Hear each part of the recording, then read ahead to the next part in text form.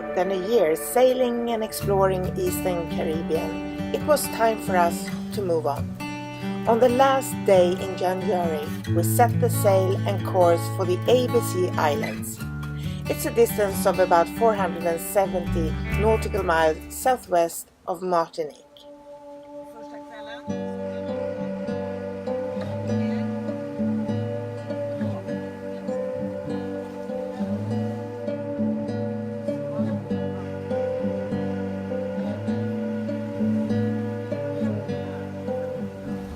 In the distance, we could see our friends on Numa flying their new sails. It looked beautiful. And we kept each other company during the nights and days to come. It was a truly enjoyable sail, but a little bit rolly though.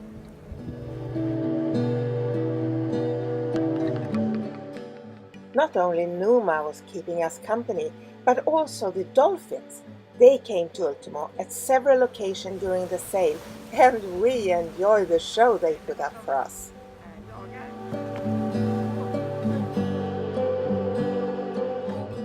Just after the sunrise on the third morning of the sail, we could see the coastline of Bonaire. Bonaire is a rather small island, and it's part of the ABC Islands, Aruba, Bonaire and Curaçao, lying just about 100 nautical miles north of the South American coastline, just outside Venezuela. The nature is quite different from other Caribbean islands, and you find a lot of cactuses here, just like in these restrooms. Bonaire is quite a popular cruising destination, but I think that most people that come here do so for the diving. To swim here and dive down under the surface is actually swimming in an aquarium. It's amazing. Over the surface you can enjoy the scene of the beautiful flamingos. Bonaire is also famous for the salt. That's the biggest export they have and have had for hundreds of years.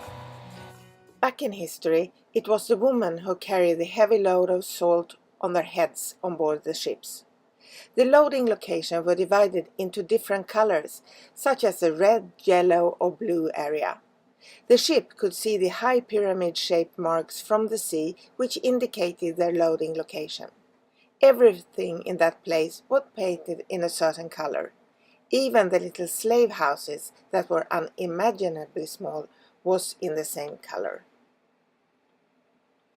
To our surprise, it's not only in Bahamas that you can find wild pigs on the beach. Even here in Bonaire, they came to us and asked for something to eat. We were lucky. We were in Bonaire just in the right time to actually see the carnival. So, the four of us went to town. This little fellow also wanted to check out the chicks.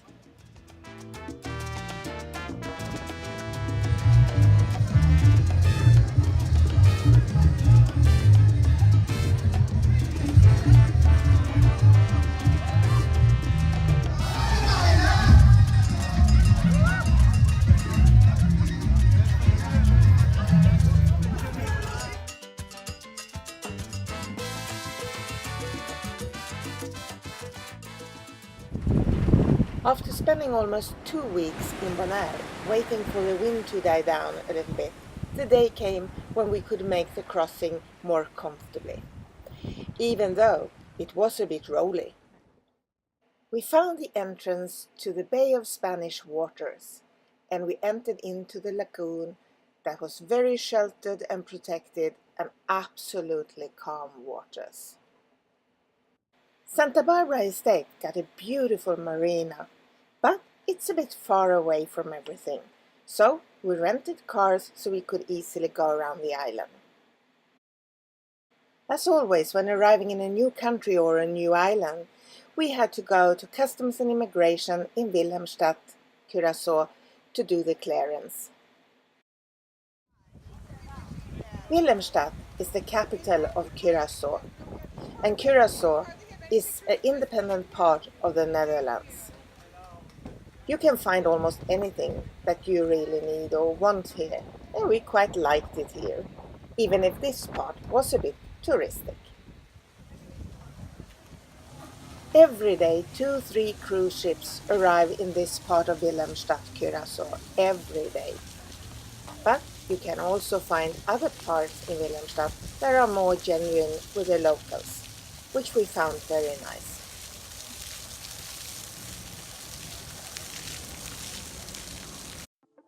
On Ultimo, we feel the pressure to find a weather window so we can sail to Panama. Because our friend Michael is coming to Galapagos on the 26th of March and we really need to get there. But the wind is hauling outside and we estimate it to be around 50 knots in the Caribbean Sea.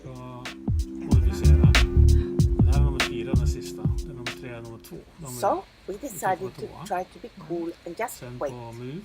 And so we did, and we enjoyed the time with a fabulous lunch at the Pirate Bar.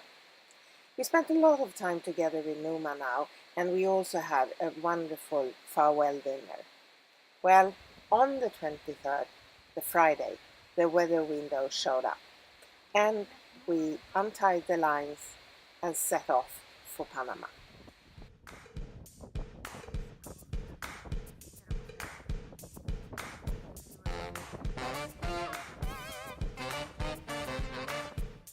The first 12 hours sail was smooth. We sailed up the west coast of Curacao and the east coast of Aruba, but then it went a bit rough.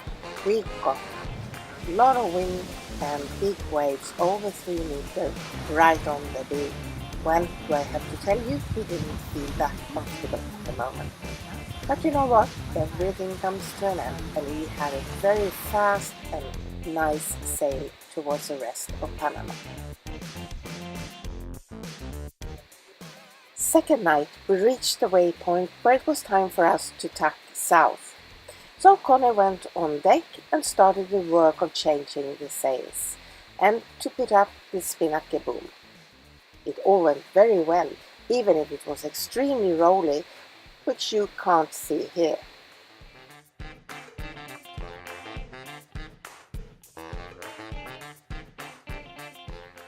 During work on deck, we are always wearing harness or life vest, and we are also tied to the boat with our lifeline, so everything is quite secure. Next morning we found this little creature on the deck. He must have come on board during the night with one of the big waves. In the morning of the 27th of March, we could see the coastline of Panama. Wow, what a feeling! So, we finally was here, and now we were only hours away from Shelter Bay Marina. When we were heading towards the Panama Canal entrance, we suddenly saw how the water was divided into 2 completely different colors. We found out that there is a chemical reaction that occurs when the salty waters from the Caribbean Sea blends with the sweet water coming out of the locks from the Gatun Lake. But it looked strange. It felt quite emotional to call up Cristobal Signal Station and ask permission to enter through the breakwater and into Panama Canal waters. Shelter Bay Marina turned out to be much nicer than we first expected. All the boats in the marina are actually waiting for the transit of the canal. That makes us have a lot of things in common, and we're chatting all days about what date we have the transit or what agents we use. There are also nice areas like a nice bar and a quite good restaurant, and they are not very expensive at all.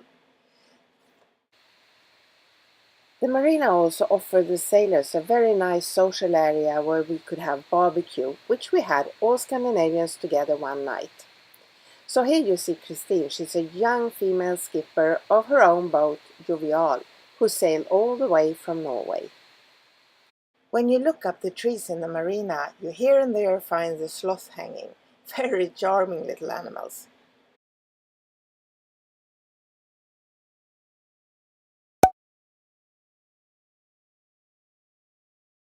Så! Yippee! Panama! Panama! Ja. Det var ingen som trodde för 30 år sedan det här. Nej, var det inte. Inte vi heller. Inte vi heller. Aldrig hade du sagt. Segelbåt. Aldrig.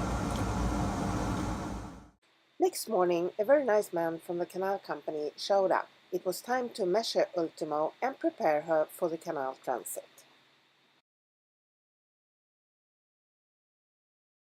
So today we're on our way to Panama City, where we will go shopping and exploring a little bit.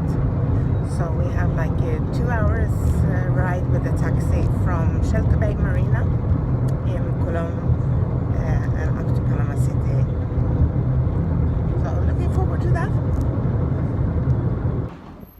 The taxi went on board the little ferry that took us across the channel and towards Cologne.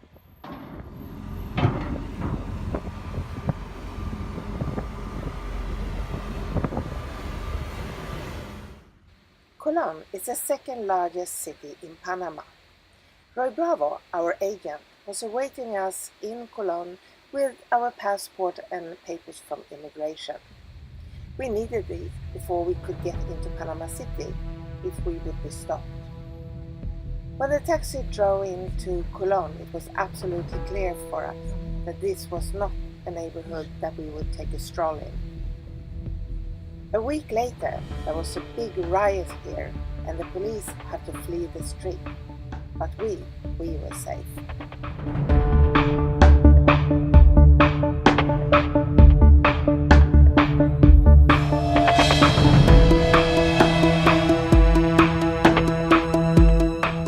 The taxi ride from Cologne to Panama City took about 45 minutes.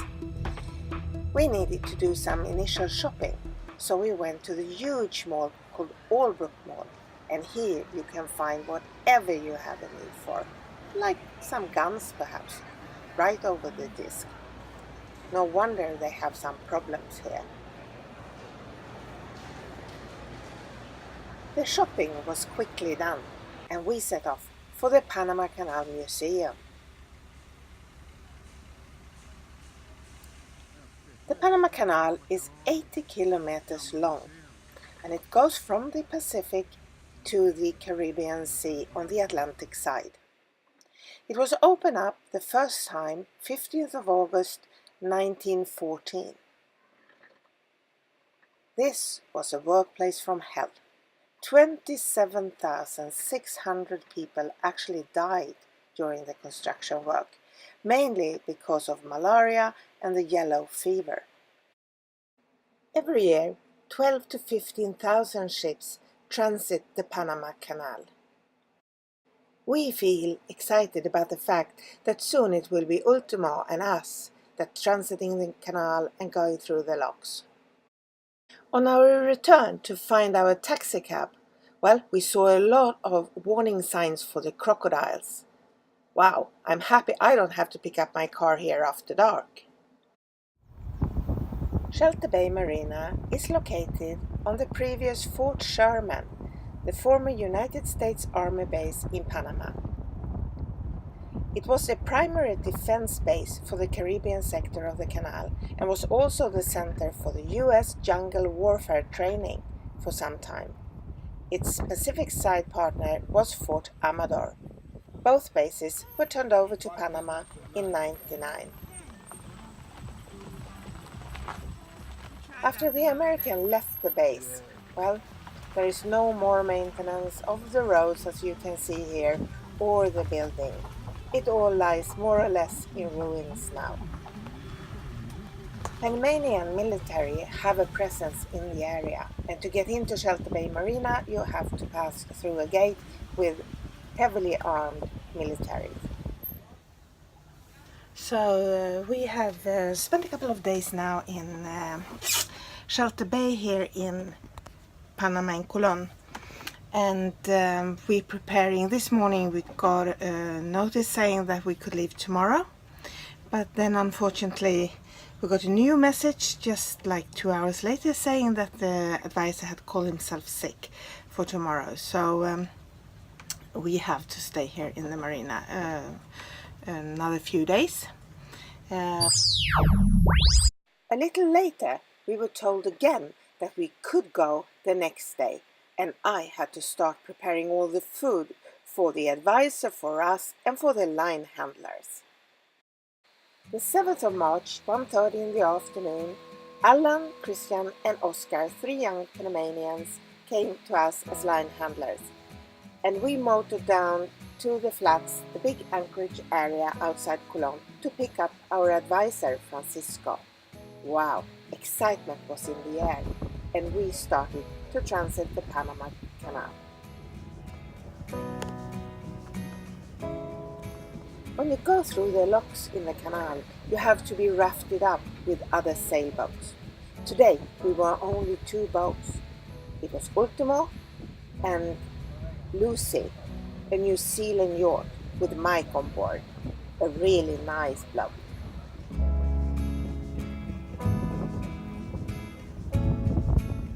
There are 6 locks in the Panama Canal, 3 that takes you up 28 meters and into the Gatton Lake.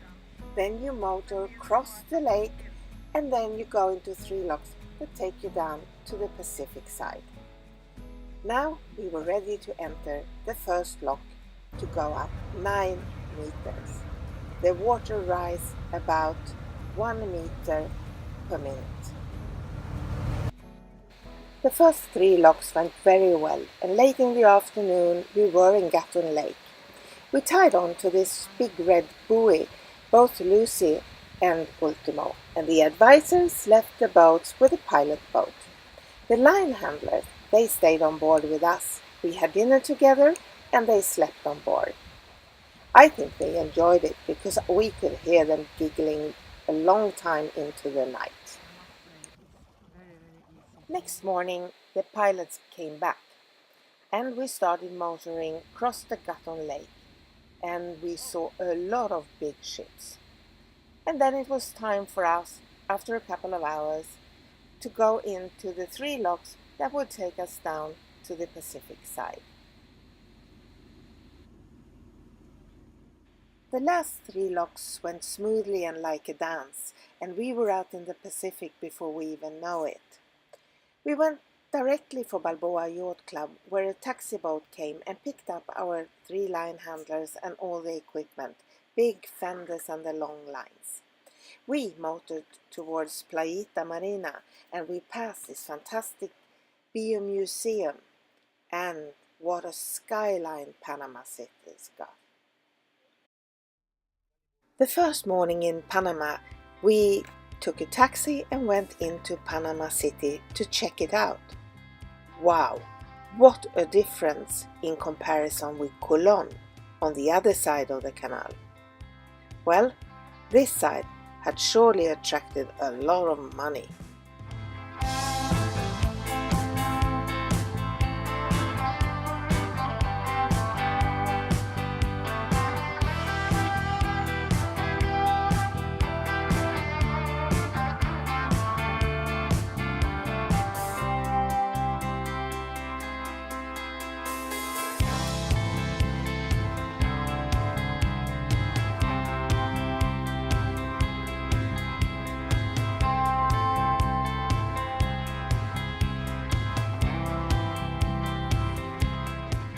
We spent the whole first day in Panama just going around and checking the city out.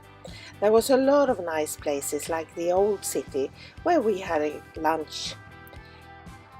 Now it's time to focus on the preparation for the crossing of the Pacific. First we will sail for Galapagos, and then we will sail for Marquesas together with our good friend Michael, who will join us in the Galapagos Island. But more about that in the next episode.